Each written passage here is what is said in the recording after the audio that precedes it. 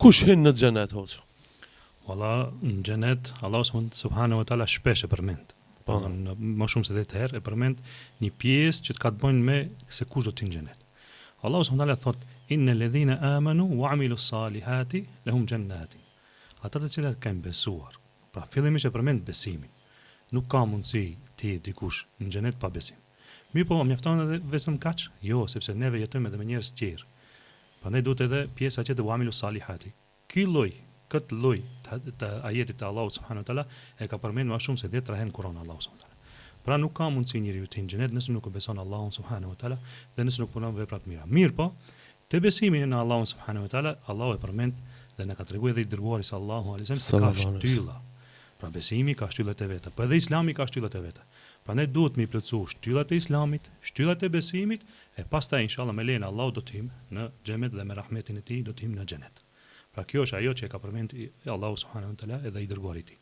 Ajo tjetër që duhet ta them është edhe rasti me atë personit i cili ka ardhur nga shkretëtira. Pra ka i ka pyetur dërguarin sallallahu alaihi wasallam se më tregoj çka është Islami. Edhe i dërguari sallallahu alaihi wasallam vetëm farzet ja ka përmendur. Pra shtyllat e Islamit.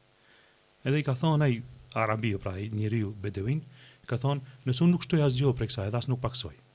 Pra ta jap fjalën se nuk do të shtoj asgjë prej kësaj, edhe asgjë nuk do të paksoj. Atëherë pasi është largu ky, u ka thonë pejgamberi sallallahu alaihi wasallam, nëse është i drejtë dhe e mban fjalën, do të hyjë në xhenet. Pra vetëm me farzet, me obligimet kryesore do të hyjë në xhenet. Këto do të hyjë në xhenet. Pra nuk do të hyjë në xhenet ai i cili nuk e beson Allahun subhanahu wa taala dhe nuk do të hyjë në xhenet ai i cili nuk i beson parimet e fesë islame, sepse Allahu thon në Kur'an, inna ad-dina inda Allahi al-Islam. Pra me vërtet feja e vetme e pranuar tek Allahu është Islami. Kjo është pra. Kjo shkruan Kur'an, domethënë nuk është se di jo s'keni tolerancë jo fe tjera, jo. Kjo shkruan Kur'an dhe ne besojmë atë çka thot Allah. Po. Inna ad-dina inda Allahi al-Islam. Pra vetmja fe e pranuar tek Allahu është Islami.